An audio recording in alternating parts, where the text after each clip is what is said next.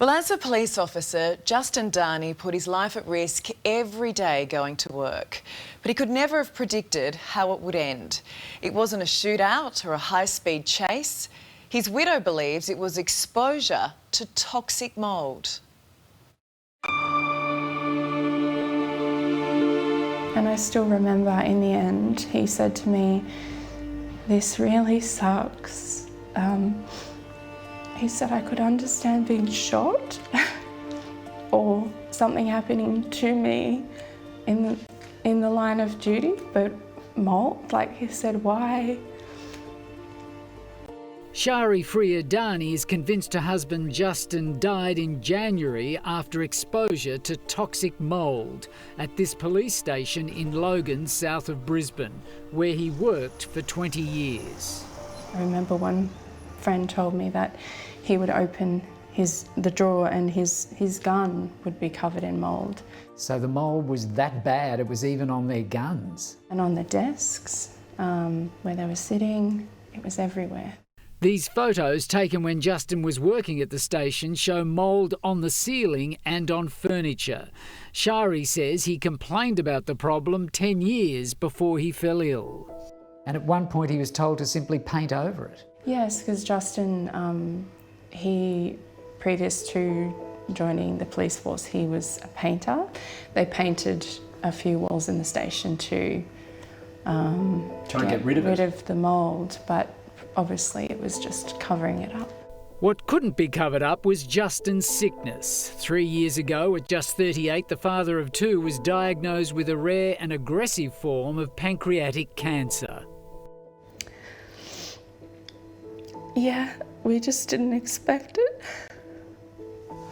And we walked into the GP and he said, "I'm so sorry." And he said, "You've got pancreatic cancer and it's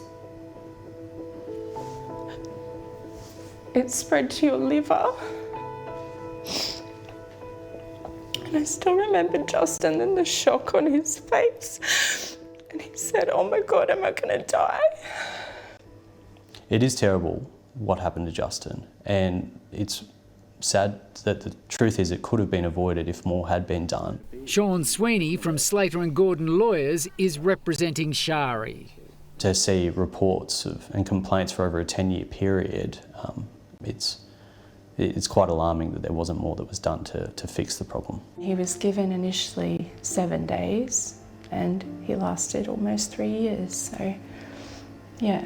I don't know a lot about it, but I understand that pancreatic cancer is a particularly cruel form of the disease. It's very cruel.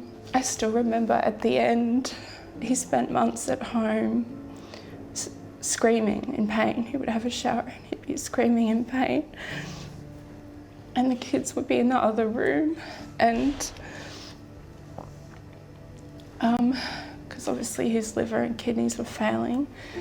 Because Justin was young and his disease so rare, doctors ordered extensive tests which confirmed his exposure to mould. Yeah, so Justin underwent a series of tests, including some antibodies tests, which demonstrated that he had high levels of mycotoxins, which are produced from some varieties of mould. So, and his only exposure has occurred at this Logan police station. What was your reaction to that? I wasn't surprised. Was there anger? There was a lot of anger from Justin. As far as I understand, there's a lot of other people who are suffering health problems, not minor, from the building. In a statement, a spokesperson for Queensland Police says an environmental consultant tested Logan Central Station and found it to be a safe work environment and suitable for designated use. But Shari wants to see an inquest into Justin's death. And that's why we're doing this, because I'd like there to be changes so that it doesn't happen, or to limit it happening to someone else. Yeah. And for Justin's children, 8-year-old Eliza and 4-year-old Oscar, Shari would like to see Justin officially recognised.